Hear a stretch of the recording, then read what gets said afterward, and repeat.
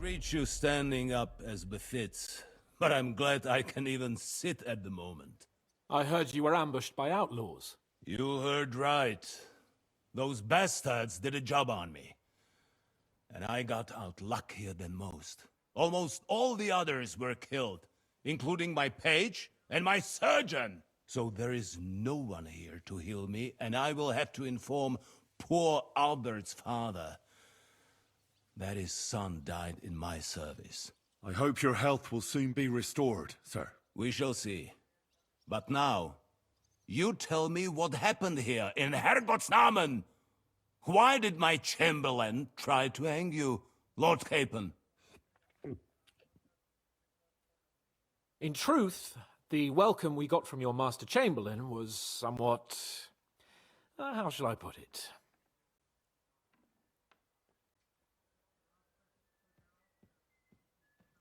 Your Chamberlain's welcome was appropriate enough, considering our appearance, the situation in your domain, and your orders, sir. Ah.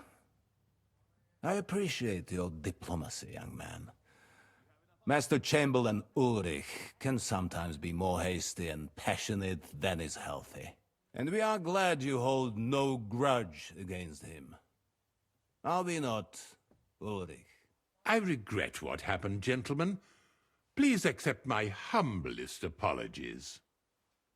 Anyway, let us leave this misunderstanding aside and get to the point. As far as I'm aware, Ratai showed no interest in negotiations before, either with me or with the League of Lords. True. Our houses have thus far stood on opposite sides. I should say so. Attacking Brno and Jihlava together with that renegade Sokol of Lemberg hardly inspired our sympathy.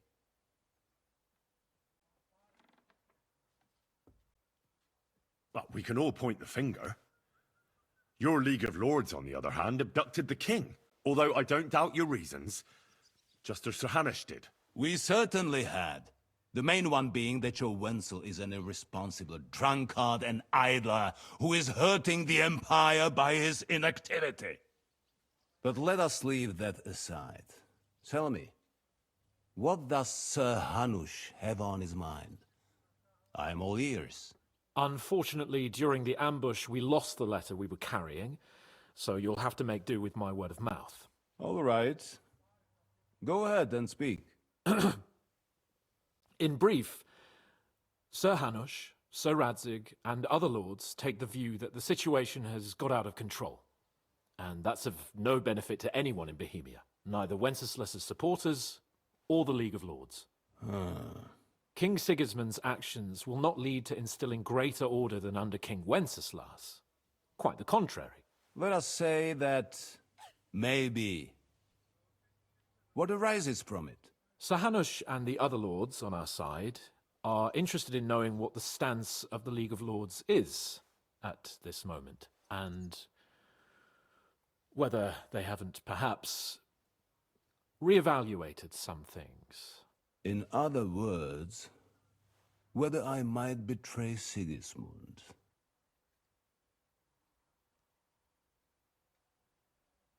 Well, betray is a strong word.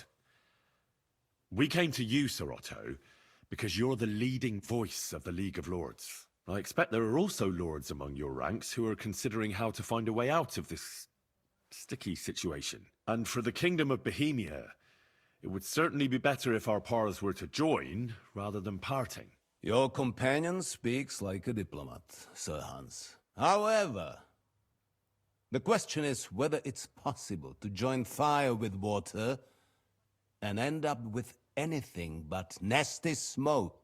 Nonetheless, Sir Hanush and Sir Radzig are right.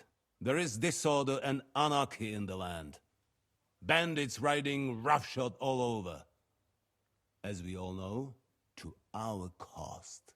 We've had plenty of experience of that at home too, sir. Only a short time ago we had to deal with a similar band. Then you will surely understand that before I begin debating who would be the better king, I must sweep my own doorstep. Only I'm damned if I know how to do that. since those bastards have wiped out half of my garrison, including my captain. If I may be so bold, sir, you're not the only one. We also have a score to settle with them, so Henry and I will gladly help you. Is that so? Now that is what I call the words of a knight, Sir Hans. Right now, we've got a common enemy. So we have common interests, too. So then, sir, may we be of assistance to you? Indeed, you may. Perhaps in the end we may really find some common ground. I need to muster sufficient reserves to deal with those outlaws once and for all. I'm summoning my vassals here to Trotsky. And since I don't have many men left to send as messengers, I will gladly accept your help. Just say the word, sir. Where should we go? You'll go to Nebakov, a small castle, or rather fortress among the cliffs. The yeoman there, Jaromir Nebak, is an old hardhat and may not be very willing to fulfill his obligations. It would be useful if an eloquent noble like yourself visited him to explain him clearly why I need his whole garrison.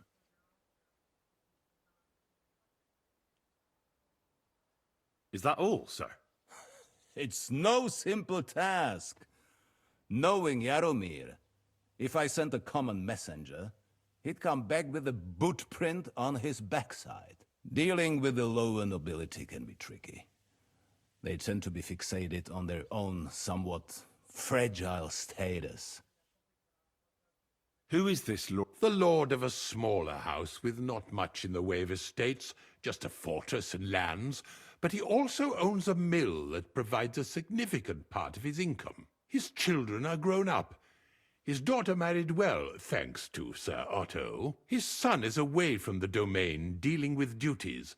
Sir Otto helped him to acquire an official position. In short, the House of Nebak is more than beholden to Sir Otto for his magnanimous help and support. Thank you, Ulrich. Nevertheless, I suspect Jaromir will not be keen to charge into battle. But that is of little consequence. He has a few good men who will be used. That will do us. What should we do if he's unwilling? His house has always been loyal to mine. And it has always been more than worth their while. So tell him that I would like it to remain so. I do not expect any great obstacles, but it would be wise to show Sir Jaromir respect by sending him someone. He will take his time over being persuaded, and then I'll get to him somehow. I expect nothing. Is the route... As I said, the fortress is in the wilderness amongst the cliffs. There are many places where outlaws may be hiding, so watch out. Don't worry, sir.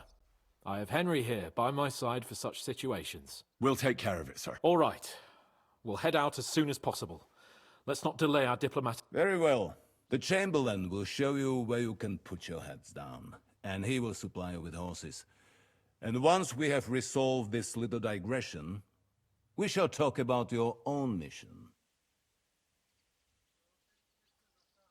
Thank you, sir. May I ask something, Sir Otto? Oh. Ask away, young man. When you were ambushed, did you see those bandits? Would you recognize any of them? Henry, don't start with that again. Why do you ask? The thing is, when we were ambushed, I believe I saw among them one of the men we ran up against at home. Oh. What did he look like? Do you know his name? He's called Istvan Toth, a Hungarian noble. He wears black armor, a stocky fella, around 40. I've already told you that's nonsense. How would he be here? You only saw him from a distance, from behind. You're imagining it. And why does this Toth interest you, young man? He was the leader of a band that made trouble for us in Sasau. And he has something that belongs to me. Interesting. Interesting. But I must disappoint you. I saw no one of that description. Thank you, sir. And sorry. I had to ask. I understand.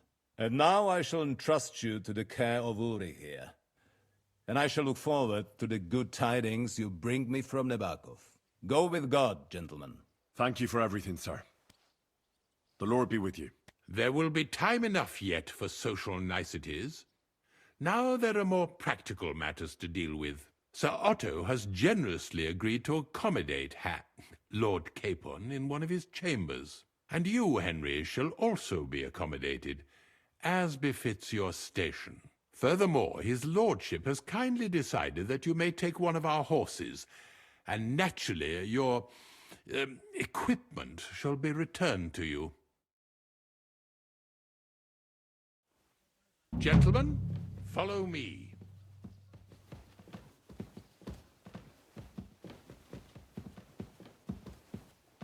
So, Sir Hans, allow me to... Hold on, Sir Ulrich. If you think everything is settled between us, and we're gonna act like nothing happened, then you're mistaken. Sir? You were going to have me executed a short while ago.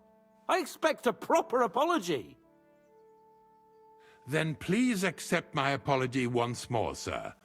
But given the circumstances... Given the circumstance? What circumstances? Sir, poaching is a capital offense. And are you the king?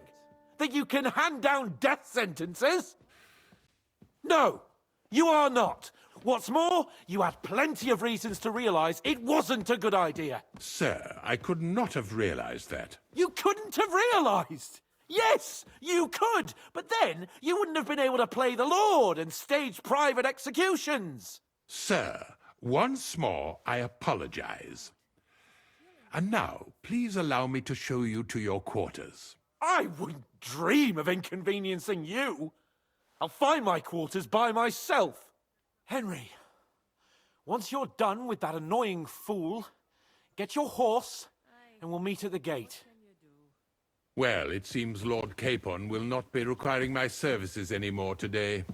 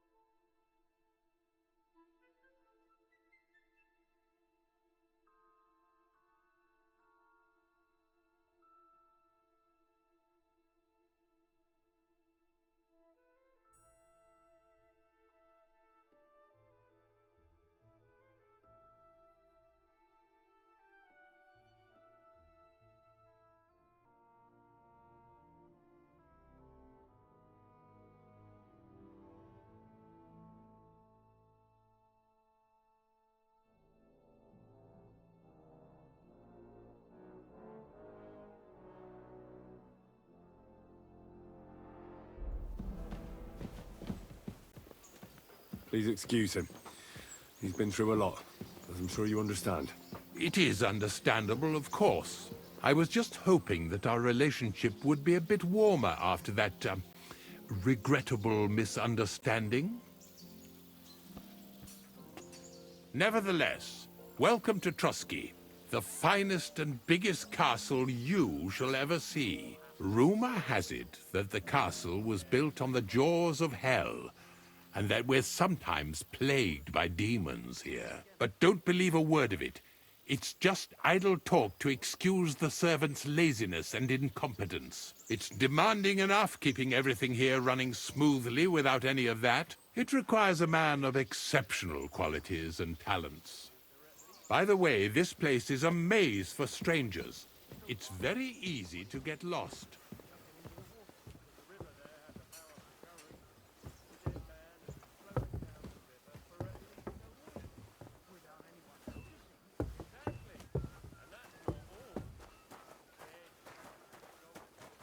The jail cells are down there. But I believe you are already fairly well acquainted with that part of the castle, aren't you? All too well, thanks.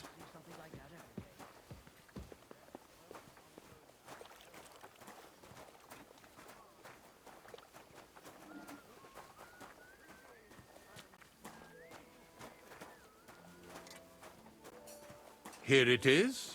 You'll find a bed inside, opposite the door, and a chest where we put your belongings. You'll find some new clothing there, a little gift from our gracious lord, to ensure you're not mistaken for a beggar again. Once you're settled in and properly dressed, stop by the stables. They're beyond the gate, down the path. Ask for Kabat. He was supposed to prepare a horse and tack for you. Thanks. I'm grateful. As you should be. So, you and I are finished, and I can finally attend to some proper work, so this castle doesn't fall on our heads. Is there any work around the castle I can help with? Well, there's Demons? quiet. But yes, unfortunately. You mean horned ones? Do you know any other kind? But I suppose you could do it. You want me to get involved with... At least tell me more about... Ah, you know the times with war, bandits. The devil, the castle is built upon... The spawn of hell shows up here from time to time, and I want you to improve your standing with me.